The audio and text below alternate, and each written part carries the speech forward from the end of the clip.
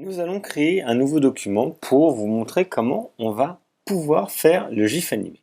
Fichier nouveau. Là, on va prendre une résolution de 72, qui est la résolution qui est utilisée pour le web.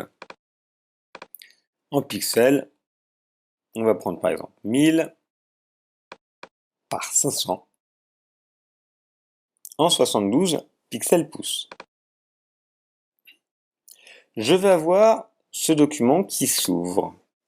Moi, ce que je veux, en fait, c'est maintenant créer une animation. En fait, c'est des animations qui sont assez simples, le GIF. Il y a deux modes pour en faire. Je vais vous montrer l'animation image par image. Il y en a qui sont un peu plus complexes. On va prendre la plus simple. Comme ça, vous allez bien comprendre. Je vais, en fait, créer un nouveau calque. Je vais mettre une forme. Je suis même pas obligé de créer un nouveau calque. Voilà. Hop. Je vais mettre une forme dedans. Et moi, ce que je voudrais, par exemple, pour mon GIF, c'est que la balle, on imagine que c'est une balle, aille de ce point-là à ce point-là. Okay, comme ça que ça bouge. Tac. Ça revienne au départ par la lecture et que ça bouge. Voilà. Comme ceci. Donc, là, j'ai un calque, j'ai mon arrière-plan. Ça pourrait être une image, ça peut être du texte. On va complexifier au fur et à mesure. Moi, je voudrais donc bouger, qu'il y ait une action, une animation.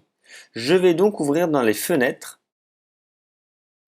Je vais retrouver montage. Si vous avez une version moins récente, ce sera peut-être action. Ils ont changé quelques noms, mais montage sinon. Et vous avez cette fenêtre-là qui va s'ouvrir. Donc j'ai créé un calque, peu importe une image ou du texte, moi j'ai fait une petite sphère, et j'ai fait fenêtre, montage. Et j'ai cette fenêtre-là qui apparaît. Je vais cliquer sur créer une animation d'image. Je pourrais choisir créer un montage vidéo. Moi, je vais voir créer une animation d'image. Je valide et je clique. Ce qui va se passer, vous allez avoir ici une première image. Donc ça, on va appeler des vignettes. Les vignettes sont composées de façon différente, avec différentes indications. Là, j'ai la vignette avec une prévisualisation de mon document final. Ici, un numéro de vignette en haut à gauche. Et en bas à droite, un temps de vignette. Moi, ce que je veux, c'est donc faire aller le cercle de ce point-là à ce point-là de façon rectiligne. Les actions sont assez limitées, on ne va pas pouvoir faire plein de courbes, etc. En fait, ici, j'ai mon point de départ. Et je vais créer une nouvelle vignette ici avec mon point d'arrivée, tout simplement. Pour créer cette nouvelle vignette, je vais retrouver ici le même symbole que pour créer un nouveau calque. C'est le même calque qui va être déplacé sur une ligne de temps. Ça, c'est une ligne de temps. Mon point de départ, je vais cliquer ici pour faire mon point d'arrivée. Vignette 1, point de départ. Vignette 2, point d'arrivée. Donc là, je travaille sur l'événement de la vignette 1.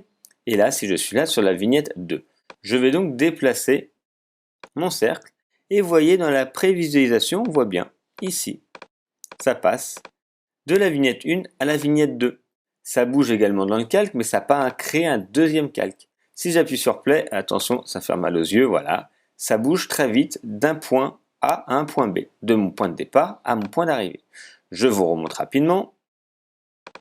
J'ai mon point de départ, je crée en cliquant sur le petit icône de créer un nouveau calque, c'est pareil, là c'est créer une nouvelle vignette. Mon point de départ, mon point d'arrivée, je clique et je vais déplacer à l'endroit où je veux. Point de départ, point d'arrivée. Point de départ, point d'arrivée. Là, le problème, c'est que c'est pas très fluide. Ça fait des allers-retours rapides. Moi, ce que j'aimerais bien, c'est qu'on voit qu'il y a un parcours. On voit que la balle se déplace, en fait.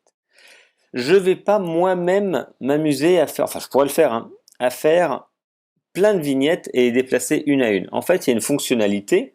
Donc, c'est pas non plus, c'est pas très fluide, c'est pas un logiciel d'animation, mais on va pouvoir faire un petit mouvement. En fait, je vais demander que entre ces deux points, il ajoute des images, des vignettes de transition. Une image ici, ici, ici, je pourrais en choisir autant que je veux. Comme ça va faire un déplacement fluide et pas le déplacement du point A au point B. Pour ça, je sélectionne mes deux vignettes. Je clique sur la première, je maintiens la touche Shift du clavier et je clique sur la deuxième. Et je vais retrouver ici un petit symbole où on voit genre des balles qui se déplacent. Je clique dessus et j'ai une fenêtre qui va apparaître. Trajectoire avec sélection. C'est ce qui est sélectionné ici. Image à ajouter. C'est le nombre d'images transitoires qui vont se placer entre. Là, si j'en ajoute 5, donc il y aura la première, plus 5 et la dernière. Je peux en rajouter plus, 8, 10, 100, comme on veut. calque, ça peut être sur tous les calques, la position, l'opacité, on va laisser tout équivalent. Et je valide et vous allez voir, entre il va avoir 8 images, enfin 8 vignettes qui vont apparaître, donc il y en aura 10 au départ. Je valide. Et là, vous voyez, maintenant il y en a 10, c'était mon image de départ et mon point d'arrivée. Départ, arrivée. Et là, maintenant, j'ai des points de transition qui se sont créés entre. Si j'appuie sur Play, on voit le déplacement. Chaque vignette, en fait, c'est comme si je les avais créées une à une. Juste, j'ai demandé au logiciel de me le faire plus rapidement. Mais je pourrais donc déplacer, si je viens ici, déplacer et ainsi interagir sur tous ces mouvements. Donc là, après, ça a bougé dans tous les sens, mais vous voyez. Et je peux donc rajouter des mouvements. C'est des mouvements assez simples, hein, ça reste très basique. Des petits mouvements assez simples. S'il y a une vignette que je ne veux plus, je la sélectionne et je retrouve ici la corbeille. Je clique dessus, supprimer l'image, oui. Donc voilà, une action très simple au départ. On a nos deux points de départ, enfin notre point de départ, notre point d'arrivée, on sélectionne les deux, ajoute trajectoire, le nombre que l'on veut, on valide et automatiquement, ça calcule la trajectoire. Voilà pour la première partie d'une animation sur le GIF.